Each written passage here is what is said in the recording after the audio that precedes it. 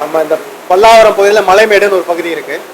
இந்த மலைமேடு பகுதியில் கடந்த வாரம் வந்து ஒரு 30க்கும் மேற்பட்ட மக்கள் கடுமையான வயிற்றுப்போக்கு வாந்தியால குரோம்பேட்டை அரசு மருத்துவமனையில் அனுமதிக்கப்பட்டிருக்காங்க.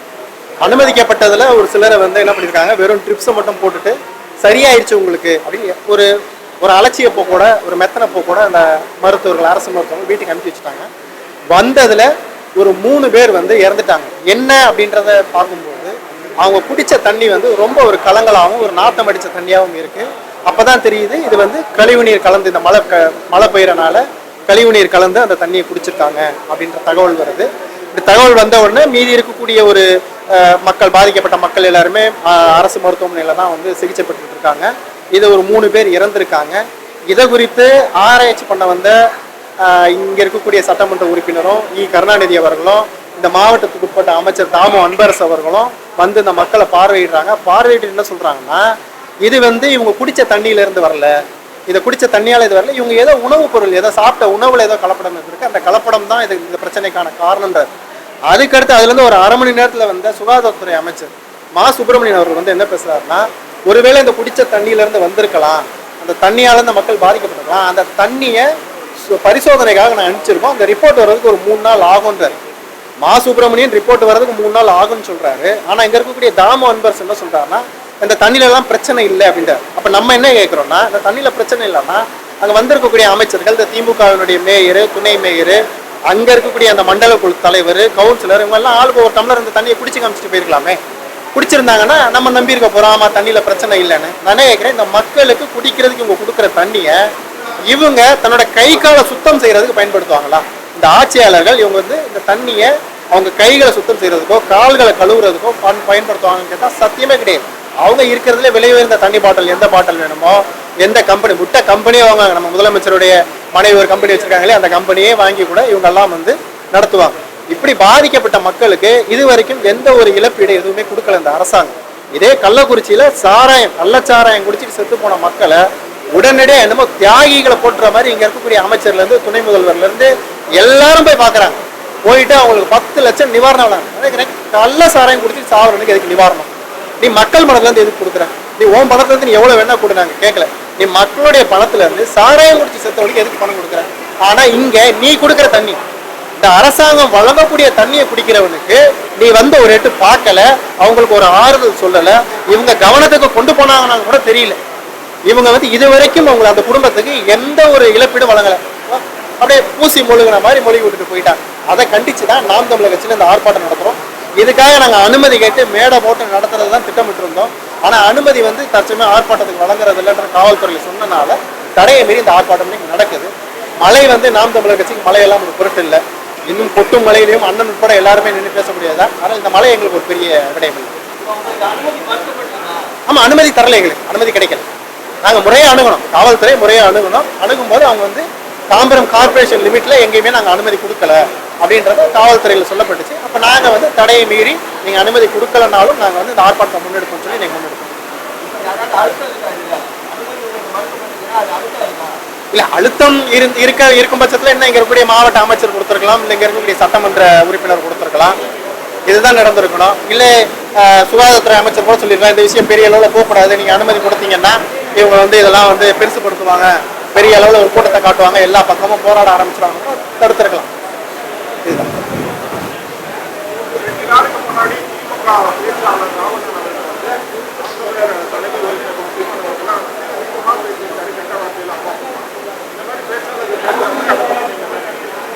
திமுக அப்படி பேசலன்னா தான் நம்ம வந்து ஆச்சரியப்படணும். திமுக கிட்ட ஆபாசம் இல்லைன்னா தான் நம்ம வந்து அது வந்து ஆச்சரியப்படணும். பரவாயில்லையே திமுக அப்படி நடத்தும். அவன் கூட்டத்தை தொடங்கும் போதே ஆபாசமா பேசின அதே கூட்டத்தை ஆபாச பாடல்களை போட்டு பெண்களை ஆபாசமா நடனமாட விட்டுட்டு தான் அவங்க கூட்டத்தை தொடங்கணும். அப்புறம் எப்படி திமுகவோட கூட்டத்தில் ஆபாசம் இல்லாமல் இருக்கணும்னு நினைக்கிறோம்? திமுகனா ஆபாசம் தான். புதுசாக ஒரு சிவாஜி கிருஷ்ணனுக்கு உருவாயிருக்காரு, நம்ம நினைச்சிக்கலாம். இவருக்கெல்லாம் நம்ம பதில் சொல்லிக்கிட்டே அதுக்கு அதை ஒரு பொருட்டா எடுக்கிறதா, அதை கடந்து செல்றதா நமக்கு சிறந்ததாகும்.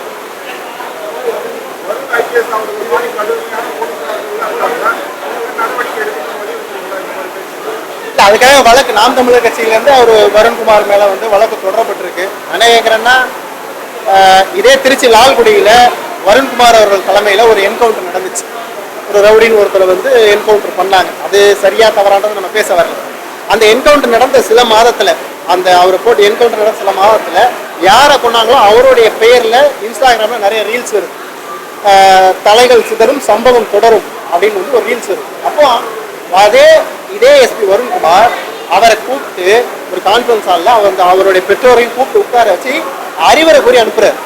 நீங்க வந்து இனிமேல் இந்த மாதிரிலாம் பண்ணக்கூடாது, எதுக்காக நீங்க இப்படி பண்றீங்க அப்படின்னு அறிவுரை கூறி அனுப்புறாரு. ஆனா நாம் தமிழர் கட்சியை குறித்து தொடர்ந்து வந்து விமர்சனம் பண்ணிட்டு இருக்காரு. என்ன பேசுறாரு? திரள்நிதி பிச்சை எடுக்கும் கட்சின்னு பேசுறாரு. ஒரு கட்சிக்கு ஒரு அரசு அதிகாரி எப்படி இந்த கட்சிக்கு தான் வாக்களிக்கிறேன்னு சொல்லக்கூடாதோ, இந்த கட்சிக்கு தான் நான் வாக்களிக்கிறேன், இந்த கட்சியை நான் ஆதரிக்கிறேன்னு எப்படி சொல்லக்கூடாதோ, அதை போலத்தான் இந்த கட்சியை நான் எதிர்க்கிறேன்னு எந்த அரசு அதிகாரியும் சொல்லக்கூடாது. ஆனா எஸ்பி வருண்குமார் அவர்கள் திரள்நிதி பிச்சை எடுக்கும் கட்சி அப்படின்னு போறாரு. அவர் ஐயா கருணாநிதி ஒருவேளை சொன்னாரான்னு எனக்கு தெரியல. ஏன்னா வந்து அண்ணா அறிவாலயம் கட்டுறதுக்காக ஐயா கருணாநிதி திரள்நிதி உண்டியல் குளிக்க வாங்கியிருக்காரு. இன்னும் பல இடங்கள் பிச்சைக்காரர்களுக்கு நலவாழ்வு மையம் அமைக்கணும் கூட கையேந்தி வந்து வாங்கியிருக்காரு. சமீபத்தில் நம்ம அன்பில் மகேஷ் பொய்யாமொழி அவர்கள் அவர் வந்து இருக்கக்கூடிய பள்ளிக்கூடங்கள்லாம் சீரமைக்கணும், எங்ககிட்ட பணம் இல்லை, முன்னாள் மாணவர்கள்லாம் பணம் கொடுங்கன்னு சொல்லி திரள்நிதி கேட்டார். ஒருவேளை ஒரு எஸ்பி வருண்குமார் அவங்கள கூட சொல்லியிருக்கலாம். ஆனால் நாம் தமிழர் கட்சி உறவுகள் என்ன நினைச்சுக்கிட்டோம்னா, ஒரு திரள்நிதினா இப்போ நம்மளாம் சொல்றாருன்ற ஆதங்கத்தில் அவருக்கான எதிர்வினை ஆற்றும் போது மறுநாள் என்ன போடுறாரு? டாக்ஸ் பார்க்கிங் டேன்னு போடுறாரு. நாய்கள் குறைக்கும் தினம்னு சொல்லி இணையத்தில் போடுறாரு. இவர் எப்படின்னா இந்த சாமி படம் விற்கிற மாதிரியும் சிங்கம் சூர்யா மாதிரியும் தன்னை நினச்சிக்கிட்டு ஒரு சினிமா பாணியிலேயே தான் பண்ணக்கூடிய செயல் எல்லாத்தையுமே வந்து இணையத்தில் அப்டேட் பண்ணுறதான் இவருடைய தொடர் வழக்கம். இவர் இப்போ இல்லை, இவர் என்ன பண்ணாலும் ஒரு கட்சி பெருத்து ஒருத்தர் கொடுத்தாருன்னா அதை ஃபோட்டோ எடுத்து போடக்கூடியவர் தான் இவர். அப்படி போடும்போது இப்போ வெளிப்படையாக ஒரு அரசியல் கட்சியை எதிர்த்து பேசுகிறாரு. இது எங்கே போய் நிற்கிதுன்னா ஒரு ஐபிஎஸ் அதிகாரிகளுக்கான மாநாடு. இந்த மாநாட்டில் இவர் வந்து நாம் தமிழர் கட்சி ஒரு பிரிவினைவாத இயக்கம், இது வந்து தடை செய்யப்பட வேண்டிய இயக்கம், கண்காணிக்கப்படும் 14C அப்படின்ற ஒரு செக்ஷனை வச்சு இந்த நாம் தமிழர் கட்சியை நம்ம வந்து கண்காணிக்கப்பட வேண்டிய கட்சின்னு பேசுகிறாரு. நான் நினைக்கிறேன் நாம் தமிழர் கட்சி கண்காணிக்கப்பட வேண்டிய கட்சின்றது என்ஐஏ ரைடு வந்ததுல்ல, நாம் தமிழர் கட்சி நிர்வாகிகள் என்ஐஏ ரைடு வந்தாங்கல்ல, அவங்களுக்கு தெரியாதது உங்களுக்கு தெரிஞ்சிருச்சா? நீங்கள் ஒரு சட்டம் ஒழுங்காக பாதுகாக்கிறீங்க. உங்கள் திருச்சி மாவட்டத்துக்குள்ள எத்தனை ரவுடி இருக்கான், எவன் கஞ்சா விற்கிறான், எவன் கள்ளச்சாராயம் விற்கிறான்றதை கண்டுபிடிக்கிறதுக்கே முடியாமல் இருக்கீங்க. ஒரு கல் இறக்குனானா அவன் பானையை தேடி பிடிச்சி உடைக்கிறீங்கல்ல, இந்த கள்ளச்சாராயம் காய்க்கிறவனா அவன் பானையை தேடி பிடிச்சி உங்களால் உடைக்க முடியாதா? ஆனால் இதெல்லாம் விடுத்துவிட்டு நாம் தமிழர் கட்சி குறித்து அங்கே பேச வேண்டிய அவசியம் இவருக்கு என்ன இருக்குன்னா, நாம் தமிழர் கட்சி மேலே அவருக்கு ஏதோ ஒரு வன்மம், அவர் ஏதோ ஒரு கட்சிக்கு சார்பாக செயல்படுறதுனால தான் அப்படி பேசுகிறார். இப்படி பேசுகிறவர் நான் நினைக்கிறேன் அந்த வீடியோ, அதாவது கத்தி எடுத்தவனுக்கு கத்தியில் சாகுன்ற மாதிரி ஆடியோ வீடியோ ரிலீஸ் பண்ணுறவனுக்கு ஆடியோ வீடியோவில் தான் ஆபத்து. அப்படி தான் அவரோட ஆடியோ வீடியோவும் வெளிவந்துருக்கு. ஒன்று அவரே தற்பெருமைக்காக இதை வெளியிட்டிருக்கணும், இல்லை யாராவது இதை வந்து வெளியிடணும். இப்படி தான் நடந்துக்கணும். இப்போ அந்த திருச்சியில் நடந்த என்கவுண்டர் அதுக்கு வந்து இவர் வந்து கூப்பிட்டு வச்சு ஒரு கான்ஃபரன்ஸ் ஹாலில் கூப்பிட்டு வச்சு பேசி அனுப்பிச்சி விட்றாரு, இனிமேல் இந்த மாதிரிலாம் வந்து இணையத்தில் பதிவிடாதீங்க. அப்போ உங்களுடைய மனநிலை இப்படி தான், நீங்கள் பொதுவானவே நீங்கள் இப்படிப்பட்ட ஆள் தான் அப்படின்னா, நாம் தமிழர் கட்சியில் உங்கள் மேலே ஆதங்கப்பட்டு ஒரு சிலர் போட்டாங்க, பதிவு போட்டாங்க. அது கண்டிக்கத்தக்கது தான். அண்ணன் சீமானவர்களும் அதை ஏற்கலை, நாங்கள் வந்து அதை மறுக்கிறோம். அப்படி செய்யக்கூடாதுன்னு தான் அறிவுறுத்தப்படுது. அது ஆனால் அவரை கூப்பிட்டு நீங்கள் என்ன தண்டனை கொடுத்தீங்க? மனித உரிமை மீறல். அது வந்து ரொம்ப கொடூரமாக அவரை கூப்பிட்டு வச்சு கண்ணை கட்டி அடித்து அருவருக்கத்தக்க செயல்கள், அருவருக்கத்தக்க வார்த்தைகளால் அவரை வந்து துன்புறுத்தி நீங்கள் வந்து கொடுமைப்படுத்தியிருக்கீங்க. இப்போது இதே அந்த என்கவுண்டர் விஷயத்தில் சம்மந்தப்பட்ட அந்த பதிவுக்கு நீங்கள் என்ன நடவடிக்கை எடுத்துருக்கீங்க? நாம் தமிழர் கட்சியில் பதிவு போட்ட நபர் மீன் என்ன நடவடிக்கை? ரெண்டுத்துக்குமான வேறுபாடு என்ன இருக்குது? ரெண்டும் கிட்டத்தட்ட ஒரே இதுதான். நீங்கள் சொல்கிற மாதிரி கொலை மிரட்டல் தான். ஆனால் அந்த பிரச்சனைக்கு நீங்கள் வந்து அமைதி காத்துக்கிட்டு அறிவுரை புரிய அனுப்பிங்கன்னா, ஒன்று அவங்களால உங்களுக்கு பாதிப்பு வரும், இல்லை அந்த சமுதாயத்தை ஆதரிக்கக்கூடிய கட்சிகள் உங்களை எதிர்க்கும். நாம் தமிழர் கட்சி அனைத்து சமூகத்துக்குமானது, அதனால வந்து பெரிய ஒரு சமூகத்துல இருந்து பெரிய அளவில் எதிர்ப்பு வராது நீங்க நினைச்சிட்டீங்களான்னு தெரியல. ஆனா ஒட்டுமொத்த தமிழனமும் உங்களை எதிர்க்கும். அதற்கான வழக்கு தொடரப்படும். நிச்சயமா அதுக்காக உங்களுக்கு வந்து என்ன சட்டப்படி என்ன தண்டனை கிடைக்குமோ அது கிடைக்க வைப்போம். நாம் தமிழர் கட்சியில இருந்து நிறைய பொறுப்பாளர்கள் வந்து என்னன்னா, அண்ணன் வந்து கட்டமைப்பை வலுப்படுத்தணும் அப்படின்றதுக்காக, அடிமட்டத்திலேருந்து கட்டமைப்பை வலுப்படுத்துறதுக்காக எல்லாருக்கும் அதிகாரம் பகிர்ந்துருக்கணும், அதிகாரம் ஒரு இடத்துலையும் இருக்கக்கூடாது அப்படின்றத தெளிவுபடுத்துறதுக்காக நிறைய கூட்டங்கள் போட்டு தொடர்ச்சியாக கட்டமைப்பை பிரித்து கொடுத்துட்டு வராங்க. அப்போ அடிமட்டத்தில் இருக்கக்கூடிய தொண்டனுக்கும் கடைகோடி தொண்டனுக்கும் அதிகாரம் வேணுன்றது தான் அண்ணனுடைய நோக்கம். இப்போ வெளியில் போகிறவங்கலாம் சொல்கிறாங்க, அண்ணன் எங்கள் பேச்சை கேட்க மாட்டேங்கிறாரு, அண்ணன் எங்களை கேட்காம முடிவு எடுக்கிறாரு. என்ன காரணம்னா, அதிகாரம் பறிக்கப்படுது, சமமாக பகிர்ந்தளிக்கப்படுது. அதிகாரம் சமமாக பகிர்ந்தளிக்கப்படுறதுனால இத்தனை நாள் நான் வந்து அதிகாரம் செலுத்திட்டு இருந்தேன், இனிமேல் நான் எங்கே அதிகாரம் செலுத்த முடியாது. வெளியே போகிறவங்க சொல்கிறது கேளுங்க, சின்ன பையனுக்கு கீழே நான் எப்படிங்க வேலை செய்யறது?